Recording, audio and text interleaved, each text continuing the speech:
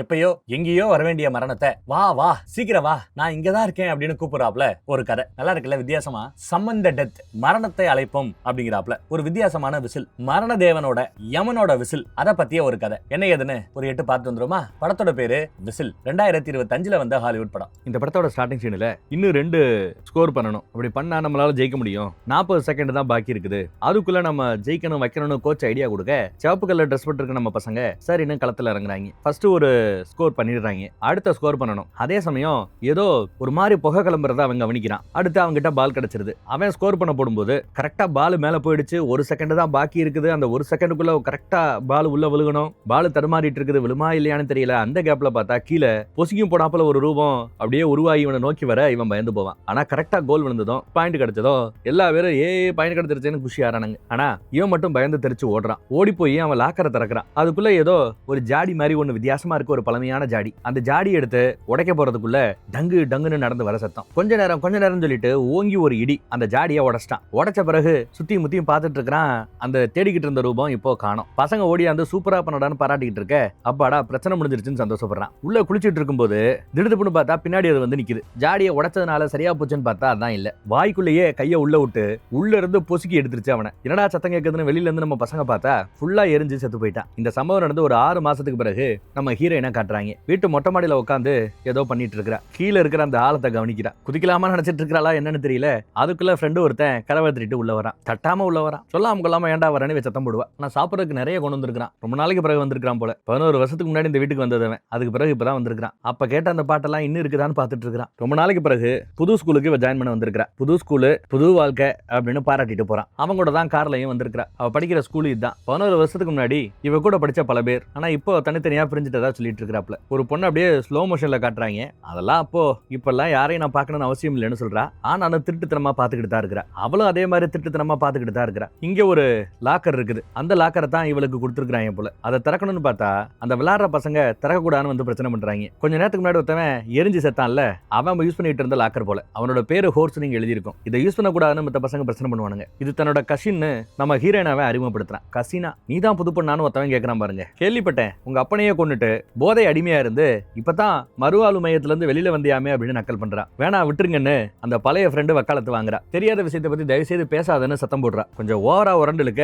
ஓங்கி ஒரு எத்து வாத்தியாரு பாத்துறாரு. 4 பேர் சண்டை போட்டுட்டு இருக்கீங்கல்ல, ஸ்கூல் முடிஞ்ச பிறகு இங்க தான் இருக்கணும், அதுக்கு பிறகு இதை பத்தி நம்ம பேசிக்கலாம் போங்க அப்படின்னு விரட்டி விடுறாரு. அவ எதுவுமே பண்ணல அப்படின்னு ஒருத்தி சாட்சி சொல்ற பழைய ஃப்ரெண்டு. எத்துனதை நானே பார்த்தேன், அவங்களுக்காக வக்காலத்து வாங்காத, அப்புறம் நீயும் ஈவினிங் காத்திருக்க வேண்டியதா போயிடும், இடத்த காலி பண்ணுங்கன்னு வெட்டிட்டு போறாரு. அடி வாங்கினவனோட கேர்ள் ஃப்ரெண்டு ஒரு பொம்பளை கிட்ட அடி வாங்குற அப்படின்ட்டு சண்டை போட்டு போறா. இப்ப என்னால குழந்தை பெற்றுக்க முடியும், கமான் பேபின்னு கெஞ்சிட்டு போறான் பாருங்க. அவன் லாக்கரை திறந்தா உள்ள இருந்து ஏகப்பட்ட ஐட்டம், பழைய ஐட்டம் கொட்டுது. இந்த பழைய ஃப்ரெண்டு ஏதோ பேச வர, உன் உதவி உனக்கு ஒன்றும் தேவையில்லை, எனக்கு என்ன பாத்துக்க தெரியும் அப்படின்னு சத்தம் போடுறா. எல்லாத்தையும் எடுத்து வச்சுட்டு மேல பார்க்கும்போது லாக்கர் ரூம்ல அவன் உடைச்ச அதே ஜாடி இப்போ உடையாத மாதிரி ஜம்முன்னு ரெடியா இருக்கு. இதைத்தானே எடுத்து உடைச்சான், ஆனா இப்ப உடையாத மாதிரி அழகா இருக்குது. இவ என்னன்னு பாக்கணும்னு ஆர்வமா அதை திறக்கிறா. திறந்தா உள்ள மண்டவோடு மாதிரி வித்தியாசமா இருக்குது. அதை எடுத்தா ஆக்சுவலா அது ஒரு விசில் போல. அதையே பிரமிப்பா மாதிரியா பார்த்துட்டு இருக்கிறா. அப்படியே வாய்க்கிட்ட வரைக்கும் கொண்டு போயிட்டா. அவளே எரியாம ஊத போறா. நல்ல வேலை ஸ்கூல் பெல் அடிச்சதுனால அடைச்ச அப்படின்னு எடுத்து உள்ள வச்சுட்டு கிளம்புறா. இல்ல எல்லாரும் கிளம்புவாங்க, இவங்க தான் கிளம்ப முடியாது. ஸ்கூல் முடிஞ்சு பார்க்கணும்னு சொல்லியிருக்காருல, அதனால 4 பேரு பிளஸ் சாட்சி சொல்ல வந்தவன்னு 5 பேர் உட்கார்ந்து இருக்காங்க. இங்க பொருளை எடுத்து வச்சுட்டு உட்காரும்போது, பேக் எடுத்து உட்காரும்போது அந்த விசில் விழுகிறத ஒருத்தன் பாத்துறான். போதைப் பொருளை பயன்படுத்துறதுக்கு ஒரு பைப் வச்சிருக்கிற அப்படின்னு கம்ப்ளைண்ட் பண்ண, எங்க அதை கொண்டான்னு வாத்தியார் பாக்குறாரு. என்னன்னு யாருக்கும் தெரியல. ஏதோ பாக்குறதுக்கு மியூசிக்கல் இன்ஸ்ட்ருமெண்ட் மாதிரி இருக்கு, விசிலா இருக்குமோ அப்படின்னு வாத்தியார் சொல்றாரு. ஏதோ மாயன்கள் காலத்துல பயன்படுத்தப்பட்ட மாதிரி இருக்குது, மாயன்களோட சின்னம் இருக்குன்னு சொல்றாரு. மாயன் மொழியில ஏதோ எழுதி இருக்கிறதா. மொழிபெயர்க்க முடியுமான்னு கேட்க, சரி பார்க்கலாமேன்னு பூத கண்ணாடி கொண்டு ஜூம் பண்ணி பாக்குறாரு. காபா அப்படின்னு எழுதி இருக்குதான். To talk or to call out அப்படின்னு அர்த்தமா, யாரையோ கூப்பிடுவதற்கான அர்த்தம். இன்னொரு உலகத்துல இருந்து பிக்ஷன் அப்படின்னு எழுதி இருக்குது. காபா பிக்ஷன் என்னன்னா சம்மந்த டெட் அப்படின்னு அர்த்தமா. எல்லாத்தையும் நெட்லயே சர்ச் பண்ணி கண்டுபிடிச்சிருக்கீங்களேங்கிறாரு வாத்தியார். சரி கொண்டாங்க நீ எடுக்க போக, இல்ல நான் ஹிஸ்டரி வாத்தியாரு, இதுல நிறைய ஹிஸ்டரி இருக்கு, வரலாறு இருக்குது, ஸ்கூல்ல இருந்து தானே நீ எடுத்த, அதனால இது உனக்கு சொந்தம் இல்ல. எது எப்படியோ புதுசா இந்த மாதிரி ஒரு பொருளை கண்டுபிடிச்சு கொடுத்ததுனால உங்களுக்கு தண்டனை கிடையாது, கிளம்புங்கன்னு சொன்னதும் பசங்க குஷியாயிடுறாங்க. ஆனாலும் 5 பக்கத்துக்கு ஏதோ ஒரு டாபிக் கொடுத்து எழுத சொல்லி இருக்கிறாரு வாத்தியார். டாபிக் என்ன தெரியுமில, பிளட் சாக்ரிஃபைஸ் பத்தியா, ரத்த பலியை பத்தி கட்டுரை வரைகன்னு சொல்லி இருக்கிறார். அதுக்கு வரீங்களா அப்படின்னு எல்லாம் ஒன்னா கூடி பேசிட்டு இருக்காங்க. சரின்னு எல்லா பேரும் ஒன்னா கிளம்புறாங்க ஒரே கார்ல. இந்த பக்கம் வாத்தியாரு இது என்னவா இருக்குன்னு சர்ச் பண்ணி பாக்குறாரு. இந்த மாதிரி பழமையான பொருட்களுக்கு மார்க்கெட்ல நிறைய வேல்யூ இருக்குது போல. இதே மாதிரி ஒரு பழைய பொருள், வேற ஒரு பொருள், அதுக்கே $35,000 வேல்யூவா. இந்திய மதிப்புல நெருக்கி 30 லட்சம் ரூபாய். உடனே இவரு இத இதை விற்கலாம், காசு பார்க்கலாம்னு முடிவு பண்ணிட்டார். ஆனாலும் அதை கையில எடுத்து பார்த்ததும் ஊதணும்னு ஒரு ஆர்வம் அவருக்கு. எடுத்து ஊதிட்டாருங்க. ஊதுனதும் அங்க இருந்த கண்ணாடியில விரிசல் விழுகிறத கவனிக்கலாம். அப்புறம் நம்ம கசினு பையன் என்னதான் இருந்தாலும் உங்க அப்பா பத்தி அவங்க அந்த மாதிரி பேசிருக்க கூடாது, உன் தப்பு இல்லைன்னு அப்படின்னு கொஞ்சம் நல்ல விதமா பேசுறாரு. அதை பத்தி பேச வேண்டான்ட்டா நம்ம ஹீரோயின். அப்புறம் முத நாள் எப்படி போச்சு அப்படின்னு நக்கல் பண்ணுவான். அந்த பழைய ஃப்ரெண்டு கொஞ்சம் நல்ல விதமா பழகுறா, பரவாயில்ல அப்படின்னு பாராட்டி சொல்லிக்கிட்டு இருக்கிறா. ஏதோ காணும்னு பேகை தூக்கி போட்டு பையன் ஓடியாரான். இந்த பக்கம் வாத்தியாரு ஊதிட்டாரு. ஏதாவது நடந்துச்சானா எதுவும் நடந்தாப்புல தெரியல. விற்பனைக்குன்னு ஒரு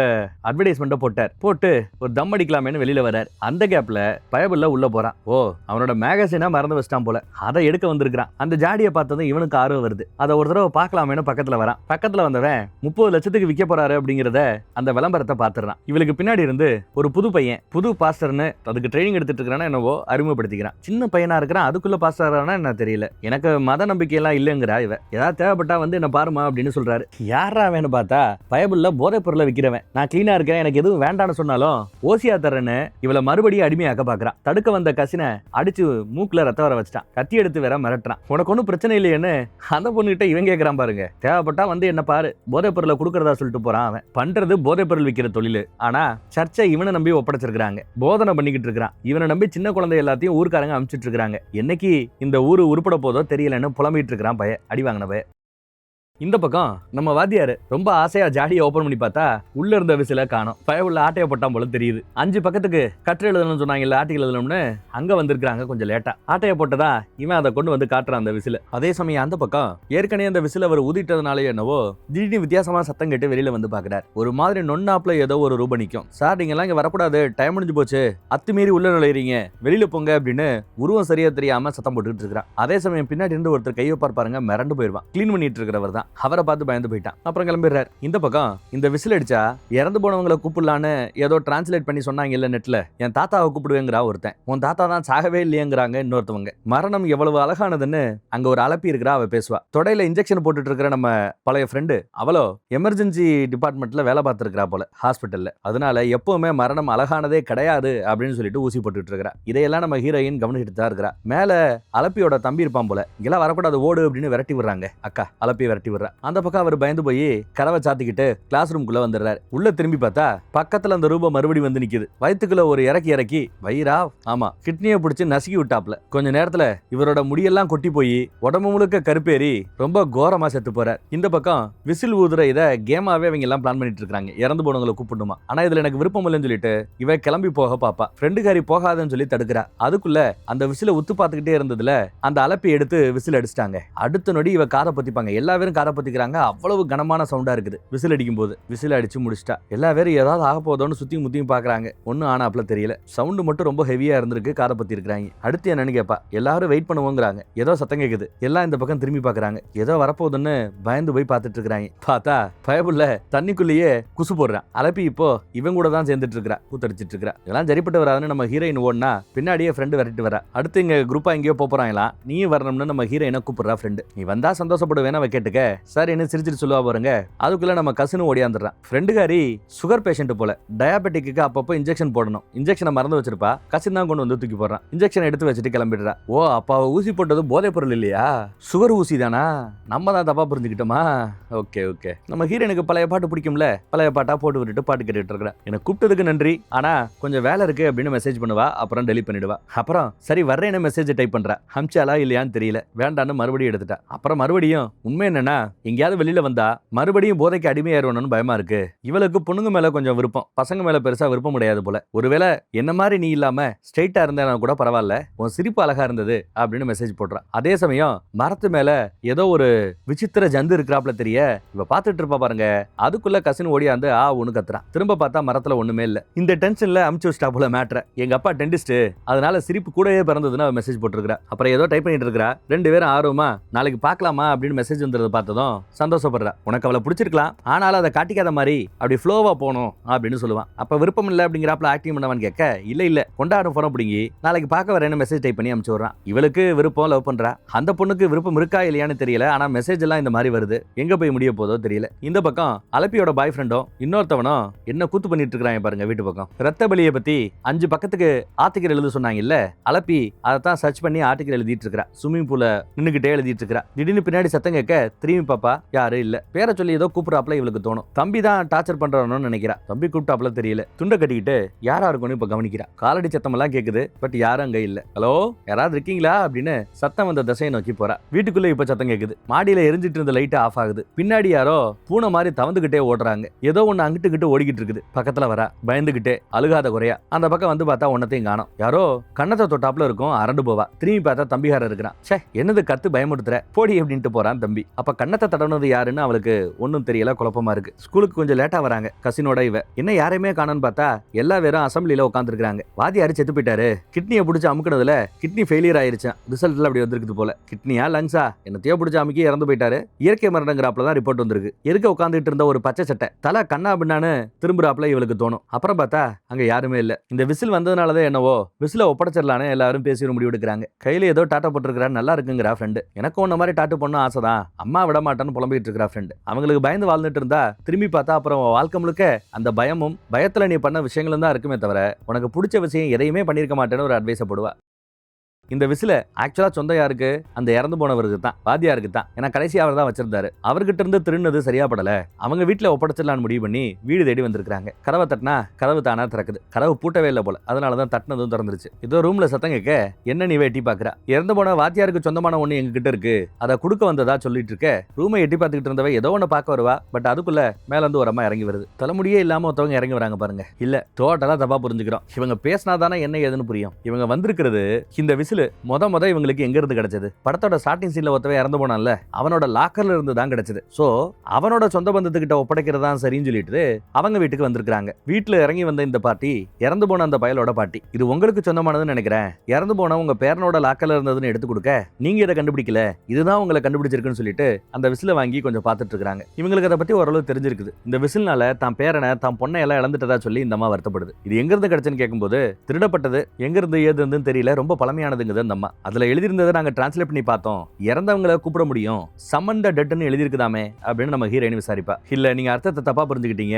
சம்மன் யுவர் டெத், உன் மரணத்தை கூப்பிடு அப்படிங்கறதா இதோட அர்த்தமா. நீ பிறந்தப்பயே உனக்கான மரணம் நிச்சயிக்கப்பட்டு விட்டது. அந்த நாள்ல இருந்து மரணம் ஒன்ன தேடிக்கிட்டே இருக்கும். உனக்கு விதி இருந்தா 90 வயசுல சாகலாம், இல்ல 90 நாள்லயும் சாகலாம். ஆனா இந்த விசில்ல இருந்து ஒரு சவுண்ட் வரும்ல, அந்த விசில் சத்தத்தை நீங்க கேட்டுட்டீங்கன்னா அவ்வளவுதான், மரணத்துக்கு நீங்க இருக்கிற இடம் ரொம்ப ஈஸியா தெரிஞ்சிடும். உங்களோட விதி மாற்றப்படும். இந்த சத்தம் மரணத்தை உங்க பக்கத்துல கொண்டு வந்து நிப்பாட்டும். இப்படி எல்லாம் எக்ஸ்பிளைன் பண்ணிட்டு இருக்காங்க. இங்க நிறைய மாத்திரை மருந்து இருக்குது. அப்ப இந்த அம்மா கேன்சர் வியாதியால பாதிக்கப்படுறாங்கன்னு நம்ம ஹீரோயின் புரிஞ்சுக்கிட்டு மரணம் எப்படி இருக்கும்னு கேட்கறா. அந்த அம்மா ஏதோ விலைக்கு சொல்லிக்கிட்டு இருக்க. அதை பத்தி எல்லாம் இந்த விசில் எங்களுக்கு தேவையில்லை, நீயே வச்சுக்கன்னு திரும்ப கொடுத்துறாங்க. எனக்கு சாக விருப்பம் இல்லைன்னா நான் என்ன பண்ணணும்னு விசாரிக்க அப்படின்னா நீ பிறந்திருக்கவே கூடாது தாயி அப்படின்ட்டாங்க அவங்க. என்ன இந்த அம்மா உளறிக்கிட்டு இருக்குன்னு ஃப்ரெண்டு சொல்லுவா. இதெல்லாம் போய் கட்டுக்கதைன்னு ரெண்டு பேரும் முடிவு பண்ணி கார் எடுத்து கிளம்புறாங்க. வாத்தியாரோட மரணம் கொஞ்சம் வித்தியாசமான, அந்த பேரனோட மரணமும் வித்தியாசமானது. ஹாஸ்பிட்டல்ல அவங்க சம்பந்தப்பட்ட ஃபைல்ஸ் ஏதாவது இருந்தா அதுல படிச்சு தெரிஞ்சுக்கலாமேன்னு ஹாஸ்பிட்டலுக்குள்ள நுழைறாங்க. குளிச்சிட்டு இருக்கும்போது பேரன் எரிஞ்சு செத்து போனா. கேஸ் லீக்கா இருக்குன்னு கேஸ முடிச்சிருப்பாங்க. ஆனா பிரேத பரிசோதனை வேற ஏதாவது வந்திருக்கான்னு தெரிஞ்சுக்க முயற்சி பண்றாங்க. போட்டோ கிடைக்கும். ரொம்ப கோரமா எரிஞ்சு அவன் செத்து போயிருப்பான் பேரன். யாரோ வர டப்புனு இவங்க ரெண்டு பேரும் ஒளிஞ்சுக்கிறாங்க. பல்லோட வடிவமைப்பை இங்க ஸ்கேன் பண்ணி வச்சிருக்காங்க. அந்த வடிவமைப்பை பார்க்கும்போது 40 வயசுக்கு மேல இருக்கிறவங்களோட வடிவமைப்பு மாதிரி இருக்குது. ஆனா இறந்து போனோட வயசு 17. ஏதோ தப்பா இருக்குன்னு ரெண்டு பேரும் ஒரு மேட்டரை புரிஞ்சுக்கிறாங்க. அப்ப அந்த அம்மா சொன்னதை திரும்ப யோசிச்சு பாக்குறாங்க. அந்த அம்மா இங்கிலீஷ்ல ஒரு லைன் சொல்லும். You will become what you would have been in your last breath. That is called death அப்படின்னு அந்த அம்மா சொல்லியிருக்கும். கூகுள் டிரான்ஸ்லேட்டர்ல இதோட அர்த்தம் என்ன அப்படின்னு போட்டு பார்த்தா உங்க கடைசி மூச்சுல நீங்க என்னவா இருந்திருப்பீர்களோ அதுவாகவே ஆகிவிடுவீர்கள் அப்படின்னு அர்த்தமா. அதாவது விதிப்படி அந்த 17 வயசு பேர பையன் கேஸ் லீக்னால வெடித்து உடம்பெல்லாம் எரிஞ்சு அவனோட 40வது வயசுல சாக வேண்டியவன். ஆனா அந்த விசில ஏற்கனவே ஊதுனதுனால அந்த விசில் சத்தத்தை கேட்டதுனால 17 வயசுலயே செத்து போறான். ஆனா அப்படி சாகும்போது 40 வயசுல அவன் எப்படி செத்துருந்தா என்ன ஆயிருக்குமோ அந்த மாதிரி அவன் பாடி ஆகி இருக்கும். அதே மாதிரி நம்ம வாத்தியார் அவர் சிகரெட் அடிக்கிற பழக்கம் உண்டு. நான் கூட கிட்னியை நசுக்கிட்டதா சொன்னோம்ல, கிட்னி கிடையாது, அதுக்கு பேரு லங்ஸா. லங்ஸை போட்டு நசுக்கி இருக்கும். அவர் சுவாச கோளாறுனாலதான் லங்ஸ்ல ஏற்பட்ட பிரச்சனையாலதான் ஒரு 10-15 வருஷத்துக்கு பிறகு சாக வேண்டியவர். நேத்து ராத்திரி அவர் செத்து போனார். சோ அந்த அம்மா சொன்னது நிஜங்கிறத இப்ப புரிஞ்சுக்கிறாங்க. அந்த அலப்பி அடிச்ச விசில நாமளும் தான் கேட்டிருக்கிறோம், நமக்கு இப்படி ஆயிடுமோன்னு ரெண்டு பேரும் பயந்துகிட்டு ஒளிஞ்சிட்டு இருக்காங்க. ஒரு டாக்டர் அந்த பக்கத்துல வந்தது இவங்க ஓடி போய் ஒளிஞ்சுக்கிட்டாங்க. அடுத்த நாள் ஒரு பார்ட்டி. எல்லா பேரும் ஹாலோவீனுக்கு விதவிதமா வேஷம் போட்டு வந்திருக்கானுங்க. இங்கேயும் அந்த பாஸ்டர் நிறைய பேருக்கு போதைப் பொருளை வித்துட்டு போறதை இவன் கவனிக்கிறான். நம்ம கஷின் அதை பார்த்து சுத்தமா பிடிக்கல. அதுவும் அலப்பிக்கிட்டே வித்துட்டு போயிருக்கான் பாருங்க. அலப்பியோட ஆள் இல்லாதனால இவன் கரெக்ட் பண்றாப்ல பேசிட்டு இருக்கான். நீ ரொம்ப ஸ்வீட் கைப்பா, நல்ல பையன்பா, ரொம்ப நல்ல பையன்பா, இப்படி எல்லாம் அவ பேசுறா. என்றாவது ஒரு நாள் யாராவது ஒருத்திய நல்லபடியா நீ பார்த்துப்பேன்னு ஒரு நம்பிக்கை இருக்குது அப்படின்னு சொல்லி பாசமா ஒரு முத்தா கொடுக்குற ரேஞ்சுக்கு ஆகி போச்சு. ஆனாலும் தான் பொருத்தம் இல்லைங்கிறத இந்த மாதிரி அவ சொல்றா போல தெரியுது. ஓ, இங்கதான் இருக்கிறான் பாய் ஃப்ரெண்டு. அலப்பி உள்ள போய் மேஸ் மாதிரி ஒண்ணு இருக்கு, அதுல ஒளிஞ்சுப்பா போல. இவங்க பின்னாடி தேடி கண்டுபிடிக்கணும் போல. மரணம் அவளை துரத்துறது தெரியாம இந்த மாதிரி ஒரு கேம் அவங்க ஆடணும்னு அவசியம் இல்ல. பசங்களை காப்பாத்துறதுக்காக இங்க வந்தா குறுக்க நம்ம பாஸ்டர் வந்து நிக்கிறாரு. பாதிரியார், பாஸ்டர்னா பாதிரியார் தானே, ஆனா விக்கிறது போதைப் பொருள். இவங்களை மிரட்ட அடிச்சு போட்டு போவா. கத்தியை காமிச்சு மிரட்ட கத்தியை பிடிங்கி மூக்குக்குள்ள விட்டு அறுத்து போட்டு போயிட்டே இருப்பேன்னு மூக்கையே அறுத்து விட்டானா பாத்துக்கங்களேன். அப்புறம் கத்தியை தூக்கி போட்டு அவளை உள்ள ஓடியாரா. உங்களை சும்மா விட மாட்டேன்னு பாதிரியாரங்கிறது கத்துறாரு. மேசுக்குள்ள பல பேர் இருக்கிறாங்க பயமுறுத்துறதுக்கு வேஷம் போட்டுட்டு. இவங்க இந்த லக்கி வீல சுத்தி இருப்பாங்க. உங்க விதியை நீங்களே தீர்மானிச்சிட்டீங்கன்னு அதுல வந்து நிக்கும். இவன் இங்க ஓடியாந்துட்டு இருக்கும்போது ஒரு வயசான ரூபம் இவன் முன்னாடி வந்து நிக்குது. பார்த்து பயந்து போய் ஓடியாந்தா எதுக்க வந்து நிக்குது. பாக்குறதுக்கு ரொம்ப கோரமா விரட்டுது. ஓடுகிறது என்ன அலப்பி ஓடுறா. நம்ம ஹீரோயின் வந்து மத்த ஆட்கள் எங்கன்னு விசாரிச்சா இந்த மாதிரி அங்க போயிருக்காங்கன்னு சொன்னதும் வேகமா ஓடியாராங்க. இவனும் நானும் வரேன்னு ஓடியாரான். பொம்மை ஏதோ ஜெயிச்சிருக்கானா, அந்த அலப்பி கிட்ட கொடுக்கணும்னு டெட்டி பியரோட வரான். உள்ள இவ பயந்து போய் யாருக்கோ போன போடுறா. காதலனுக்கு தான். நான் இந்த இடத்துல இருக்கிறேன், ஒரு வயசான பொம்பளை என்ன துரத்திட்டு இருக்கா, பயமா இருக்கு, வந்து காப்பாத்துன்னு கால் பண்றா. ஆனா இவன் அதெல்லாம் பெருசா எடுத்துக்க மாட்டேங்கிறான். என் பேரை சொல்லியே என்ன கூப்பிடுறா, பயமா இருக்குன்னு புலம்பிட்டே இருப்பா. ஒரு முட்டுச்சந்தில வந்து நின்னா மேல நிக்குது அந்த ரூபம், அந்த கிளவி ரூபம். ஒரு காலத்துல தாய்க்கிழவின்னு 1000 வாட்டி சொல்லியிருப்போம். அது நம்மளோட அடையாள பேர் மாதிரி ஆயிப்போச்சு. அப்புறம் என்ன ஏதோ தாய்க்கிழவின்னு சொல்றதை நிப்பாட்டிட்டோம். ஆனா அந்த பீரியட்ல தாய்க்கிழவி ஃபேமஸ் ஆகி தாய்க்கிழவின்னு ஒரு பாட்டு, அப்புறம் இப்ப தாய்க்கிழவின்னு ஒரு படமே வந்துருச்சு. இனிமே அதை சொல்றதுல தப்பு இல்லைன்னு நினைக்கிறேன். தாய்க்கிழவி பயமுறுத்தவரை மம்முட்டி எடுத்து நங்குன்னு ஒரு போடு அடிச்சு விட்டு இவளும் மயங்கி விழுகிறா. செத்துட்டாலன்னு பார்த்தா சாகல, கிளவி விரட்டிக்கிட்டே இருக்குது. ஓடுகளதையே இவ பயந்து ஓடிக்கிட்டு இருக்கிறா. ஏதோ ஆச்சுன்னு காதலனும் தேடி போயிட்டு இருக்கிறான். இதோ வந்துட்டேன்னு நம்மளால ஓடி வந்துட்டு இருக்கிறான். அவன் மறுபடியும் ஒரு முட்டிச்சந்தில மாட்டிக்கிறா. எங்க இருக்கா தாய்க்கிழவின்னு தெரியல. வைக்கல் மாதிரி ஒரு பொந்து இருக்கும், அந்த பொந்துக்குள்ள ஓடியாரா. பார்த்தா பின்னாடியே சீலிங்ல கிளவி வேகமா விரட்டி வந்துகிட்டு இருக்குது. பயந்து இன்னும் ஓடுறவளை பிடிச்சி நிப்பாட்டி கால்ல ஒரு குத்து கரெக்டா மாட்டிக்க வாய்க்குள்ள கைய விட்டு ஒரு ஆட்டு. அடுத்து கொஞ்சம் கொஞ்சமா இவளுக்கு வயசாகிட்டு இருக்குது. இன்னும் அலப்பி பயந்து ஓடுறா. பின்னாடியே தாய்க்கிழவி விரட்டிக்கிட்டே வரா. மேஸோட சென்டர் பாயிண்ட்டுக்கு வந்துட்டாங்கன்னு நினைக்கிறேன். பெல் அடிச்சா எல்லாருக்கும் தெரிய வரும். இந்த சென்டர் பாயிண்ட்டை கண்டுபிடிச்சு பெல் அடிக்கிறவங்களுக்கு பரிசுலாம் அப்ப அறிவிச்சிருப்பாங்க போல. இதுதான் அந்த சென்டர் பாயிண்ட். பெல் அடிக்கலாமேன்னு எகிருனா அதுக்குள்ள தாய் கிழவியோட சத்தம் மறுபடியும் கேக்குது. திரும்பி பார்த்தா பெல்லுக்கு பதிலா கிளவி தொங்குறா. அப்படியே ஒரு முத்தா கொடுக்க கொஞ்சம் கொஞ்சமா அவளோட இளமையெல்லாம் போய் இந்த கிளவி மாதிரியே அவ கிளவியாகி ஆல்மோஸ்ட் சாகர திருவாயில ஒரு வழியா பெல் அடிச்சிட்டாங்க. காதல் அந்த இடத்துல வந்து பாக்குறான். பார்த்தா காதலிச்சு நம்ம அலப்பி வயசாய் போய் செத்து போய் கிடக்குறா. மிரண்டு போயிட்டான். எஸ், இவ வயசான பிறகு கிளவியான பிறகு இப்படி தான் சாகணுங்கிறது விதி. அந்த விசில் சத்தத்தை அவ கேட்டதுனால மரணம் முன்னாடியே அவளை பிடிச்சிருச்சு. அவ உருவம் இப்படி மாறினதுக்கு காரணம் என்னங்கிறத நம்ம ஏற்கனவே பார்த்திருப்போம். இப்ப எல்லாரும் நாம எல்லாருமே அந்த விசில் சத்தத்தை கேட்டிருக்கிறோம். நாம எல்லாருமே மரணத்தை இப்ப வரவேற்கணும், என்ன பண்றது, எப்படியாவது தடுக்கணும்னு புலம்பிட்டு இருக்காங்க. ஆனா நம்ம பய சொல்றத, சாரி நம்ம ஹீரோயின் சொல்றத அவன் நம்ப மாட்டேங்கிறான். காதலன் ஒன்னாலதான் செத்து போனதா சொல்லி கசினி ஏதோ உணர்ச்சி பேச கசினை பிடிச்சி கீழே தள்ளி விட்டுறான். உங்களோட இந்த கட்டுக்கதையை நம்புறதுக்கு தயார் இல்லைன்னு சொல்லிட்டு காதலன் கிளம்புறான். ரூமுக்கு வந்தாச்சு. ரூமுக்கு வந்த பிறகு பார்த்தா எதுக்கு இவனோட ரூபம், ஆனா உடம்பெல்லாம் வெட்டு வாங்கி ரொம்ப கோரமா இருக்குது. பார்த்து பயந்து போய் லைட்டை போடுறான். நீதான் மரணமா இப்படி எல்லாம் புலம்பிட்டு இருக்க, வெளியில இருந்து என்னடா குடிச்சிருக்கியான்னு சத்தம் கேக்குது. இந்த பக்கம் இறந்து போன அலப்பிய நினைச்சு கசினு வருத்தப்பட்டு மலையில உட்காந்துட்டு இருக்கான். அதை பார்த்து நம்ம ஹீரோயின் வருத்தப்படுறா. ஃப்ரெண்டுகாரியும் அங்கதான் இருக்கிறா போல. ஃப்ரெண்டு தான் வருத்தப்படுறதா? ஓகே. நெட்ல இதை பத்தி எல்லாம் சர்ச் பண்ணி பார்த்துட்டு இருக்கா நம்ம ஹீரோயின். எப்படியாவது மரணத்தை தடுக்கணுமேனு யோசிக்கிறாங்க. யாராவது இறந்து போனதை பார்த்திருக்கான்னு கேட்கும்போது ஹாஸ்பிட்டல்ல பார்த்திருக்கிறதா ஃப்ரெண்டுகாரி சொல்றா. நம்ம ஹீரோயின் போதையை நல்லா ஏத்திட்டு ஒரு மாதிரி ஃப்ரீஸ் ஆகி போய் பாடி கடந்திருக்குது. பிள்ளைய காப்பாத்துறமேனு அப்பா வண்டியில தூக்கி போட்டு போற வழியில தான் ஆக்சிடென்ட் ஆகி அப்பா இறந்து போனது. ஆனா இவளை காப்பாத்திட்டாங்க. ஓடினா ஒரு நொடி அவ செயற்கை சுவாசமே இல்லாம ஒரு மாதிரி கடந்திருக்கிறா. செயற்கை சுவாசம் கொடுத்தா காப்பாத்திருக்காங்க. தான் அப்பாவோட சாவுக்கு ஏதோ ஒரு வகையில நானும் காரணமாயிட்டேன். நான் மட்டும் அன்னைக்கு தெளிவா இருந்ததுன்னா ஹாஸ்பிட்டலுக்கு போக வேண்டிய அவசியம் இருந்திருக்காது, ஆக்சிடென்ட் நடந்திருக்காது இல்லைன்னு புலம்பிட்டு இருக்கா. அப்படிலாம் இல்ல, தேவையில்லாம நீ இப்படி யோசிக்காதன்னு அட்வைஸை போட்டு முத்தா கொடுக்க ஆரம்பிச்சிட்டா ஃப்ரெண்டுகாரி. நீ ஸ்ட்ரெயிட்ல நினைச்சேன் அப்படின்னு இவ சொல்ல, இல்ல அம்மாக்காக தான் பயப்படுறதா சொல்லுவா. இப்ப 2 பேருக்கும் பிடிச்சிருக்குது போல. இவன் மலையில நனைஞ்சிட்டு இருக்கும்போது ஏதோ ரத்த மலையில நினைறாப்ல இவனுக்கு ஒரு நொடி தோணும். ஒரு செகண்ட் பயந்தே போயிடுவான் அவன். இந்த பக்கம் அந்த அம்மாவை பாக்குறதுக்காக இவங்க வராங்க. மரணத்தை தடுக்கிறதுக்கு ஏதாவது ஐடியா கொடுங்கன்னு வந்து நிக்கிறாங்க. ஒண்ணுமே பண்ண முடியாதுங்க அந்த அம்மா. ஆனா தடுக்க முடியாது, மாத்த முடியும்னு ஏதோ சொல்றாங்க. உங்க மரணத்தை இன்னொருத்தவங்களுக்கு கொடுக்கலாம் அப்படின்னு சொல்றாங்க. ஏதோ சாக்ரிஃபைஸ் பண்ணணுமா. உங்களுக்கு மரணம் நெருங்கும் போது ரத்தத்தால இன்னொருத்தவங்களை கை காட்டிடுங்க, உங்களுக்கு மரணம் வராதுன்னு சொல்றாங்க. அதே சமயம் நம்ம ஹீரோயினுக்கு அவளோட மரணம் தெரியுது. கையில போதை ஊசி போட்டாப்ல இவ செத்து போவா போல. அதை கவனிக்கிறா. இன்னொருத்தவங்களுக்கு அந்த மரணத்தை கொடுத்துட்டு இவங்க தப்பிக்கலாங்கிறதா ஐடியா. இந்த மாதிரி பண்ணி உயிரோட உயிரோட இருக்கணுமா அப்படிங்கறத நீங்க தான் முடிவு பண்ணணும்னு சொல்லிட்டு இருக்கும்போதே அந்த அம்மா செத்து போச்சு. ஆனா இதுக்கு மரணம், இந்த மரணத்தை தள்ளி போடுறதுக்காக நாம பண்றதுக்கு பேரு கொலை வேண்டாம் அப்படிங்கிற ஃப்ரெண்டு. நம்ம ஹீரோயினா நான் என்னோட மரணத்தை பார்த்தேன், கையில ஊசி போட்டப்பட்ட நிலைமையில நான் செத்து போய் கிடந்தேன் அப்படின்னு சொல்லி வருத்தப்படுறா. எல்லா பேருமே அவங்க மரணத்தை பார்த்துட்டோம், இதை தடுக்கணும் இல்ல தள்ளி போடணும், ஏதாவது பண்ணியானு சொல்றான் கசின். பலி எடுக்க அவன் தயாராயிட்டான் போல. வண்டி எடுத்துட்டு வேகமா கிளம்புறான். யார பலி எடுக்க போறான்னு தெரியல. காதலனுக்கு போன போட்டா காதலன் இறந்து போன நம்ம அலப்பிய நினைச்சுக்கிட்டே வருத்தப்பட்டு படுத்து கிடக்கான். ஒரு டெட் பாடி கிடைச்சிருக்கல, ஒரு கிளவியோட டெட் பாடி, அது யாருன்னு தெரியலையா, போலீஸ் குழம்புறாங்களாம். நியூஸ்ல இதை பத்தியெல்லாம் பார்த்துட்டு இன்னும் வருத்தப்பட்டு அழுகுறான். அப்போ கதவை யாரோ திறக்கிறாப்புல இருக்கும். அம்மா நீயா நீயா அப்படின்னு கத்திட்டு இருக்கிறான் உள்ள இருந்து. அம்மாவா மரணமா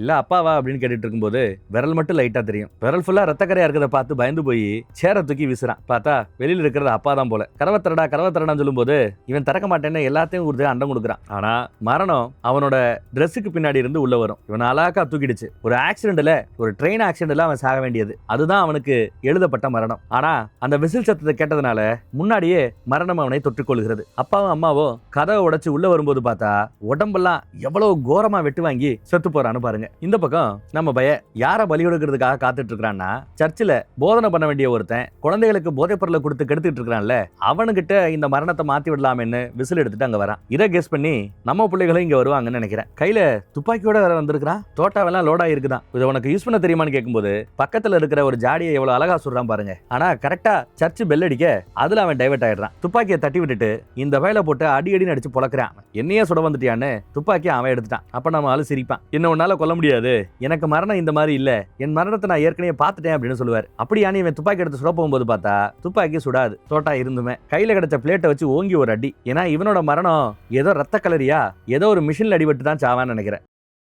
இப்போ மயங்கி விழுந்த இந்த பாஸ்டர் கரெக்டா தானே சொல்றேன், PASTOR, இந்த போதகரை ஆள் இல்லாத ஒரு இடத்துக்கு கொண்டு வந்து கட்டி போட்டு வச்சிருக்கான். இது கைவிடப்பட்ட ஒரு தொழிற்சாலை. அப்ப அந்த மாதிரி மிஷின்ஸ் நிறைய இருக்கும். இங்கதான் இவனுக்கு மரணம் நடக்க போதோ அது தெரியாம இங்கேயே தடுக்கிறேன்னு வந்து நிக்கிறானே அப்படின்னு தோணுது. என்ன பண்றான் பாருங்க, பிளேடால தான் கையில கோடு போட்டு ரத்த தானம் கொடுக்குறான் அந்த விசிலுக்கு. அப்படியே கை ஒரு மாதிரி புல்லரிக்கிறத கவனிக்கலாம். அப்ப மரணம் பக்கத்துல நெருங்கிடுச்சுன்னு அர்த்தம் போல. இந்த ரத்தத்தை வச்சு அவனை மார்க் பண்ணணும் போல. பண்ண வேண்டான்னு பிள்ளைங்க எல்லாம் ஓடியாருதுங்க. இவனை மாதிரி கெட்ட உயிரோட இருக்கும்போது நாம சாகணும் அப்படின்னு கேட்கிறாரு அவரு. நியாயமான கேள்வி. யாரும் பக்கத்துல வராதீங்கன்னு சொல்லிட்டாரு. ஒரு கையில ரத்தம், இன்னொரு கையில துப்பாக்கி. நெஞ்சில போய் அந்த ரத்தத்தை வச்சுட்டா போதும், மரணத்தை இந்த பக்கம் மாத்தி விட்டுறலாம். ஆனாலும் இவனுக்கு மனசு கேட்கல. அவ்வளவு தூரம் போனவன் வேணான்னு ரத்தத்தை வைக்கல. எல்லா பேரும் ஒரு தடவை செத்துத்தானே ஆகணும்னு சொல்றான். இதை வச்சுதான் நாம ஸ்டாப் பண்ணணுங்கிறா நம்ம ஹீரோயின். எல்லாரும் ஒரு தடவை செத்துத்தான் ஆகணும். இதுல வச்சு என்னத்த ஐடியா கண்டுபிடிச்சான்னு தெரியல. அப்போ என் மரணம் நெருங்கிடுச்சு சத்தம் கேட்குதுங்கிற அவன் திடீர்னு பார்த்தா அவன் கையை அவனோட கண்ட்ரோல்லே இல்ல. மிஷினுக்குள்ள கையை விட்டா எப்படி எல்லாம் செருகி சாவானோ அந்த மாதிரி மிஷினுக்குள்ள அவன் கை ஃபுல்லா இப்போ நசுங்கி போய் செத்துக்கிட்டு இருக்கிறான். ரத்த கலரி ஆயிட்டு இருக்குது. இப்படித்தான் அவன் பிற்காலத்துல சாக வேண்டியவன் மரணம் முன்னாடியே நெருங்கி வந்துருச்சு. அவ்வளவுதாங்க, மொத்தமும் நசுங்கி செத்து போயிட்டான். ஐயோ, பாடியே கிடைக்காத மாதிரி ரத்த மலை ஆயிட்டான். இதை பார்த்துட்டு நம்ம ஹீரோயின் கதறி அழுகிறா. பாவம், ஏதோ ஒரு வலி இருக்குன்னு சொன்னில, என்ன வலி அப்படின்னு ஃப்ரெண்டுக்காரி கேட்க விசில் எடுத்துட்டு அங்கிருந்து ஓடுறாங்க. நம்ம போதகர் அங்கேயே மயங்கி கிடக்குறாரு. நாம ஒரு தடவை சாகணும் அவ்வளவுதானே, நாம ஏன் நம்ம மரணத்தை நாமளே நமக்கு உண்டு பண்ணிட்டு இதயத்தை நிப்பாட்டிட்டு அப்புறம் இதயத்தை மறுபடியும் தட்டி எழுப்ப கூடாது, செயற்கை சுவாசம் கொடுத்து இல்ல ஏதாவது இன்ஜெக்ஷனை போட்டு இதயத்தை மறுபடியும் செயல்படுத்தக்கூடாது அப்படின்னு யோசிக்கிறாங்க. போதை ஊசி இதயம் நின்றுச்சுன்னா இதயத்தை சூடு பண்ணி மறுபடியும் இதயத்தை பம்ப் பண்ண வைக்கக்கூடிய மருந்து ஊசின்னு எல்லா ஊசியுமே இருக்க வைக்கிட்ட. ஏன்னா அவ அந்த மாதிரி இடத்துல தான் வேலை பார்த்தவ. அதுக்குள்ள இவளோட மரணம் இப்போ இவளை விரட்ட ஆரம்பிச்சிருச்சு. எதுக்கு நெல்ல மாதிரி நிக்குது பாருங்க. எப்படி இவளுக்கு போதை ஊசி போட்டு தான் சாவு நம்ம ஹீரோயினுக்கு இல்லையா? சோ போதை ஊசி போட்டு ஹாஸ்பிட்டலுக்கு வர்றவங்களுக்கு என்ன ட்ரீட்மெண்ட் கொடுக்கணுங்கிறது ஹாஸ்பிட்டல்ல வேலை பார்த்த இந்த பொண்ணுக்கு தெரியும், ஃப்ரெண்டுகாரிக்கு. அதனால அதற்கான ஊசி எல்லாம் ரெடி பண்ணி ரொம்ப தெளிவா ரெடியா இருக்கிறா. எப்ப இதே தடுப்பு நிக்குதோ அப்புறம் ஊசி போட்டு அவளை எழுப்பணுங்கிறது தான் திட்டம். ஒரு தொட்டி நிறைய ஐஸ் கட்டியில போட்டு எல்லா விதத்திலையும் இவங்க தயாராகிறாங்க. போதை ஊசிய இவளே போட்டு விட்டு அந்த தண்ணிக்குள்ள ஐஸா இருக்கிற அந்த தண்ணிக்குள்ள தள்ளி விட்டுட்டா. இப்போ இதய துடிப்பு நின்று இருக்கும். இவளை மேல தூக்கி நின்று போன இதயத்தை இப்போ திரும்ப செயல்பட வைக்கணும். அதுக்குள்ள அந்த பக்கம் போதகரும் முழிக்கிறான். இன்னும் உயிரோட தான் இருக்கிறாமா, ஆண்டவருக்கு நன்றிங்கிறான். அவனோட கை கட்ட அவனே அவுக்க முயற்சி பண்றான். இந்த பக்கம் இன்ஜெக்ஷனை போட்டாச்சு, அடுத்து இதயத்தை செயல்பட வைக்கணும். கரண்ட் ஷாக் கொடுக்கணும். கரண்ட் ஷாக் கொடுக்குறா. டப்புன்னு முழிப்பு தட்டுது. ஆனாலும் மறுபடியும் விடாம மரணம் அவளை காலை பிடிச்சி இழுக்கிறாப்ல அவளுக்கு தோணும். சார்ஜிங் வேற நீ 20% தான் பாக்கி இருக்குது. 10ன்னு சொல்லிட்டு இவளே நெஞ்ச போட்டு அமுக்கு நமக்கி இதயத்தை பம்ப் பண்ண வைக்க பாக்குறா. அதுக்குள்ள அந்த பக்கம் போதகர் துப்பாக்கி எடுத்துட்டு பலிக்கு பலி வாங்குறோன்னு கிளம்பி வந்துட்டு இருக்கான். சார்ஜிங் கொஞ்சம் கொஞ்சமா கூட்டிட்டு இருக்குது. செட்டரை க்ளோஸ் பண்ணிட்டு வந்திருப்பாங்க போல. செட்டரை உடைச்சு உள்ள வரதுக்காக முயற்சி பண்ணிட்டு இருக்கான். இதுக்கிடையில இவளோட மரணம் இவளை நெருங்கி வந்துருச்சு. இவ்வளவு சீக்கிரம் வரக்கூடாது, தான் சாகிறதுக்குள்ள இவளை காப்பாத்தலோன்னு எப்படி எல்லாம் முயற்சி பண்ணிட்டு இருக்கான்னு பாருங்க. மரணம் வேற அவளை விட மாட்டேங்குது. செயற்கை சுவாசம் எல்லாம் கொடுக்குறா. போதகரோ இது சைத்தானிசம், இது தப்பு டப்புன்னு துப்பாக்கி எடுத்து சுட்டுக்கிட்டு இருக்கிறான். சுட்டதுல இடுப்புல தோட்டா இறங்கிடுச்சு போல. ஐயோ பாவம். அப்பையும் விடாம அவளை காப்பாத்த தான் முயற்சி பண்றா. சீக்கிரம் வந்து எழுந்து வான்னு கத்திக்கிட்டு இருப்பா. கரெக்டா ஃப்ரெண்டுக்காரிய வேற மரணம் தொடுவதற்கு பக்கத்துல நெருங்கி வருது. மரணத்தோட நிஜத்துல அவ போராடிக்கிட்டு இருக்கிற நம்ம ஹீரோயின் ஒரு கட்டத்துல மரணத்தையே தள்ளி விட்டுட்டு நீந்தி மேல வர பாக்குறா. மரணத்தை விட்டு தூரம் வந்து ஒரு வழியா மேல வந்துட்டாங்க. அப்பாடான்னு முழிக்கிறா. ஆனா இவ தப்பிச்சாலும் இடுப்புல குண்டடிபட்டு ஃப்ரெண்டுக்காரி சாக கிடக்குறா. கடவுள் என்ன இதற்காகத்தான் தேர்ந்தெடுத்திருக்கிறாரு, உங்களை மாதிரி சாத்தான்களை அழிக்கிறதுக்கு தான் தேர்ந்தெடுத்திருக்கிறாருன்னு என்னென்னமோ பேசி புலம்பிட்டு இருக்கிறான் பாருங்க. அதே சமயம் ஃப்ரெண்டுக்காரியோட ரத்தம் அப்படியே ஒழுகி அவன் பக்கத்துல வர போயிருக்கும். இப்ப ஃப்ரெண்டை காப்பாத்தணும்னா ரத்த பலி கொடுக்கணும். நல்ல வேலை அவனே அந்த ரத்தத்தை தான் விரலால தொட்டி எடுத்து ஏதோ ஜெபமெல்லாம் சொல்லி ஆமேன்னு சொல்லி இவளை சுட போறாங்க. ரத்தத்தை அவன் தொட்ட நொடி இவளோட மரணம் மறைஞ்சு போய் இவனோட மரணம் இவனை துரத்த ஆரம்பிச்சிருச்சு. ஆளு உருவம் எல்லாம் எவ்வளவு கோரமா மாறி போய் நிக்கிறான்னு பாருங்க. ஐயோன்னு பதறிக்கிட்டு மரணத்தை சுடுறேன்னு தன்னைத்தானே சுட்டுக்கிறான். சுட்ட தோட்டாவெல்லாம் ஐயோ உடம்புல இறங்கிடுச்சு. அவ்வளவுதாங்க. போதகர் சம்பவ இடத்திலேயே கீழே விழுந்தார். ஆனாலும் உருவம் இன்னும் இவனுக்கு மாறாம இருக்குதே அப்படின்னு நமக்கு தோணுது. மரணம் இன்னும் பக்கத்துல நெருங்கி வருது. அவன் தலைமுடியை பிடிச்சு தூக்குனதும் அவனுக்கு விதிப்படி உடம்பெல்லாம் ஊறி போய் எப்படி மரணம் வரணுமோ அந்த மரணத்தை அவன் அனுபவிக்கிறான். இந்த பக்கம் ரத்த போக்க இவ எதையோ வச்சு அடைச்சு ஃப்ரெண்டுகாரிய காப்பாத்திடுறான். நடந்த இந்த கூத்துல விசில் உடஞ்சே போச்சு போல. போதகரும் கோரமா செத்து போய் கிடக்குறார். அப்பாடா ஒரு வழியா எப்படியோ இவங்க 2 பேர் தப்பிச்சாங்கன்னு நினைக்கிறேன். ஒரு 3 மாதத்துக்கு பிறகு என்ன நடக்குதுன்னு காட்டுறாங்க. ஹேர் கட் எல்லாம் பலமா இருக்கு நம்ம ஹீரோயினுக்கு. பையன் மாதிரி ஹேர் கட் பண்ணிக்கிட்டா. எதுக்க பார்த்தா இவளோட மரணம் அறகுறையா நிக்குது. மரணத்தையே ஏமாத்திட்டா. அடுத்த நடி அந்த மரணம் அங்க இல்லாம போயிடுது. ஓப்பனாவே இப்ப 2 பேரும் ஒரு ரிலேஷன்ஷிப்ல இருக்காங்க, லவ் பண்றாங்கிறத எல்லாருக்கும் காட்டுறாங்க. இனி இவர்களோட அடையாளத்தை மறைக்கிறதுக்கு தயாராக இல்ல. கையில டாட்டு கூட போடனா பிடிக்கும், அம்மாவுக்கு பயந்துட்டு போடலன்னு சொன்னால டாட்டு கூட போட்டுக்கிட்டா. அங்க புது கேரக்டர் ஒண்ணு லாக்கரை ஓபன் பண்ணுது. பார்த்தா இந்த லாக்கர்லயும் அதே விசில் இருக்குதுங்க. என்னடா இதுக்கு ஒரு எண்டு கார்டே இல்லையாங்கிறாப்ல காமிச்சு படத்தை இந்த இடத்துல முடிக்கிறாங்க, எண்டு பண்றாங்க. நல்லா இருந்ததுல. வேற ஒரு நல்ல படத்துல மறுபடியும் சந்திப்போம். நம்ம வாட்ஸ்அப் குரூப்போட லிங்க் கீழே இருக்கும். இப்ப நான் பேசும்போது கூட என் ஸ்கிரீன்ல வரும். விருப்பப்படுறவங்க நம்ம வாட்ஸ்அப் குரூப்ல கிளிக் பண்ணி ஜாயின் பண்ணிக்கங்க. ரொம்ப பிடிச்சிருந்தா இந்த வீடியோவை மற்றவங்களுக்கு ஷேர் பண்ணி விடுங்க. நிறைய சேனல்ஸ் இருக்கு, எல்லா சேனல்ஸையும் சப்ஸ்கிரைப் பண்ணி விட்டாலும் நல்லா இருக்கும். தேங்க்யூ.